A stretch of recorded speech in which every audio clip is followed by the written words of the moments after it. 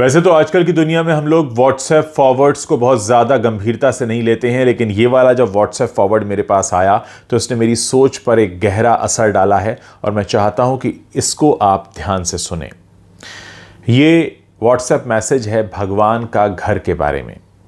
कल दोपहर मैं बैंक गया था तो वहां एक बुजुर्ग भी अपने काम से आए थे। वहां वो कुछ ढूंढ रहे थे। मुझे लगा शायद उन्हें पेन चाहिए, इसलिए उनसे पूछा तो वो बोले, बीमारी के कारण मेरे हाथ कांप रहे हैं और मुझे पैसे निकालने की स्लिप भरनी है, उसके लिए मैं देख रहा हूं कि कोई मदद कर दे। मैंने बोला, आपको कोई आपत्ति ना हो तो मैं आपकी स्लिप भर देता हूं।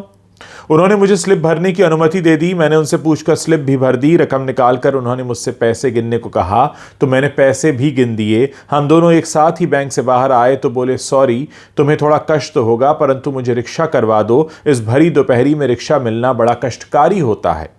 मैंने बोला, मुझे भी उसी ओर जाना है, मैं आपको कार से घर छोड़ देता हूं।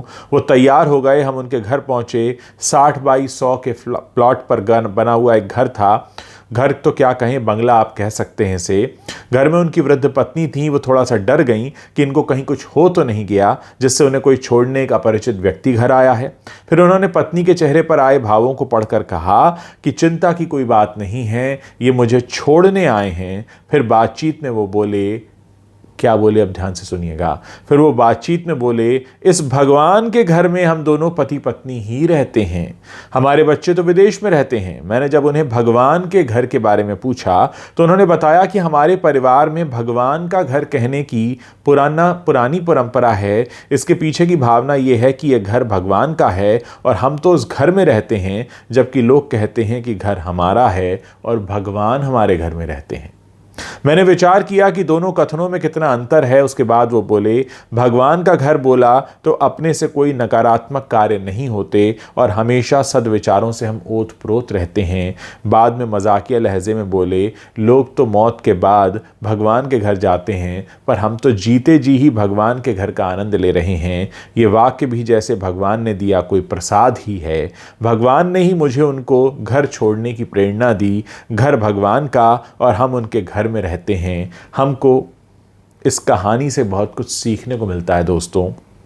अगर हम इस पर अमल करना शुरू करेंगे तो हमारी आने वाली पीढ़ियों के विचार भी वैसे ही हो जाएंगे। अच्छे कार्य का प्रारंभ जब भी करो वो एक नई सुबह होती है। ज़रा सोचिए, अगर आप अपने घर को अभी से भगवान का घर कहने लगेंगे तो उसके अंदर से जितनी नेगेटिविटी है, जितनी नकारात्मकता है, वो खुद ही बाहर हो जाएगी और फिर हमें कुछ अपने अंदर ये सोचने की ज़रूरत नहीं है कि हम किस तरह से बिहेव करें अपने घर में। जब आपको पता होगा कि आप भगवान के घर में रह रहे हैं, भगवान का घर यानी मंदिर, और मंदिर में कैसे जाते हैं, सर झुका होता है, मन में कोई क्लेश नहीं होता, मन में कोई गलत भावना नहीं होती। और ऐसे ही अगर आप अपने घर में रहना शुरू कर दें तो यकीन मानिए कि पूरा जो संसार है वो स्वर्ग बन सकता है। इस मैसेज को आप फॉरवर्ड भी कर सकते हैं, बहुत से लोगों तक पहुंचा सकते हैं, ताकि बहुत से लोग आज से, अभी से, इसी वक्त से अपने घर को भगवान का घर मानने लगें और भगवान के घर में जितनी श्रद्धा से जाया जाता है, जितनी श्रद्धा से रहा जाता है, वैसे ही रहने लगें।